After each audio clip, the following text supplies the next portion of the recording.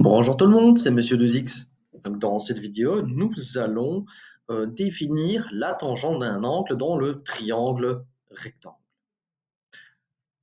Alors, la tangente, alors son nom, il a une raison pour laquelle on donne le nom de tangente, mais elle sera définie, elle se sera expliquée dans une vidéo ultérieure. Dans un triangle rectangle, la tangente d'un angle, peu importe cet angle, ce sera donc le rapport entre la mesure du côté opposé par la mesure du côté adjacent à cet angle. Donc les notions de côté opposé et de côté adjacent ont été définies dans les vidéos précédentes. Alors ce qu'on va faire, c'est qu'on va regarder un peu, on va analyser ça d'un côté pour l'angle B et de l'autre côté pour l'angle C. Pour l'angle A, on ne s'en préoccupe pas, en tout cas pour le moment. Donc par rapport à l'angle B, le côté qui est opposé à l'angle B, c'est donc AC, et le côté qui est adjacent à l'angle B, c'est AB. Donc la tangente de l'angle B, ce sera donc le rapport entre la longueur de AC par la longueur de AB. Si on veut la tangente de l'angle C, donc la tangente de l'angle C, ce sera donc le rapport entre la longueur du côté opposé à l'angle, donc AB, c'est bien celui-là qui est en face de C, divisé par la longueur du côté AC, celui qui est adjacent à l'angle.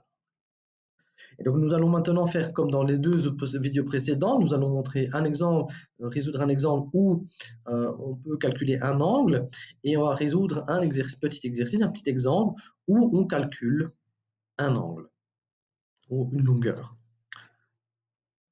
Alors là, on va calculer un angle. Supposez qu'on vous donne la situation suivante. Et donc ici, on vous dit que la longueur de AB vaut 9 et la longueur de AC vaut 7 et on vous demande de calculer la valeur de l'angle, la mesure de l'angle B.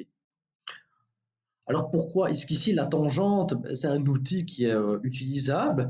Parce qu'on est intéressé par l'angle B, on connaît la longueur du côté qui lui est opposé et on connaît la longueur du côté qui lui est adjacent.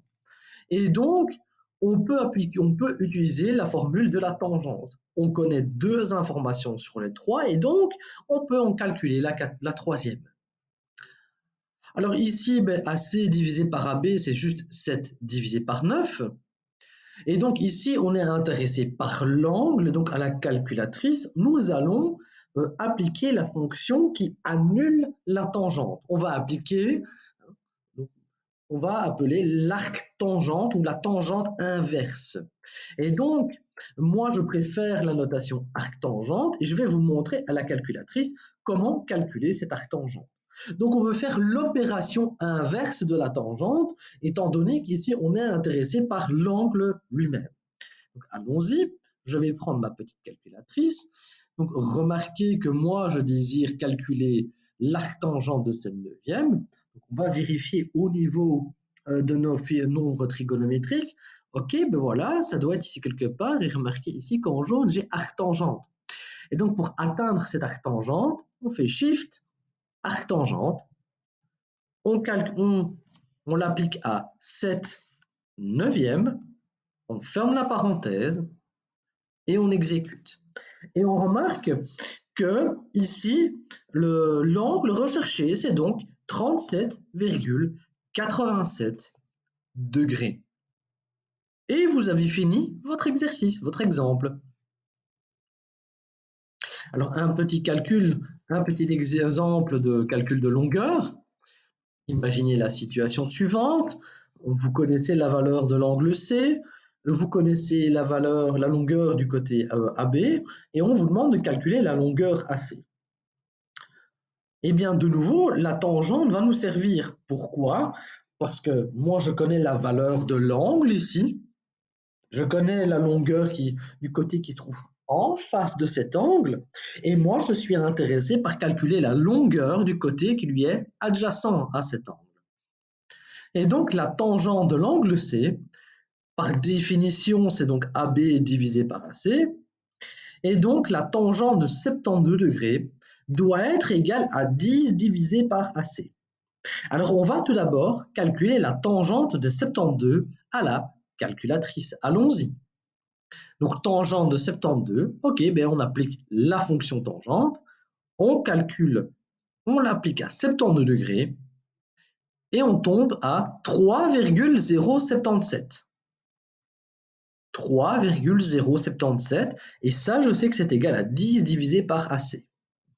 Alors remarquez ici que l'inconnu se trouve au dénominateur et donc moi si je veux l'atteindre, on va utiliser le petit truc qu'on a déjà rencontré dans certaines vidéos, on va permuter les deux membres pour faire remonter l'inconnu. Et donc si je permute d'un côté, vu que j'ai une petite équation, je dois permuter de l'autre. C'est pour ça qu'il y a le 1 divisé par 3,077 qui apparaît. Donc lorsque je calcule 1 divisé par 3,077, ça me donne 0,325. Et là, j'ai terminé parce que moi, ce qui m'intéresse, c'est AC. Ici, 10 divise AC. Je le fais passer dans l'autre membre, il va multiplier. Et 10 fois 0,325, ça va me donner 3,25. Et votre exemple est complet et résolu.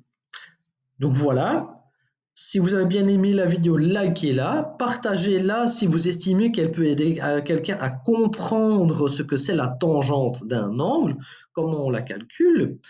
Donc voilà, n'hésitez pas à laisser un commentaire et sinon je vous dis à très bientôt. Au revoir.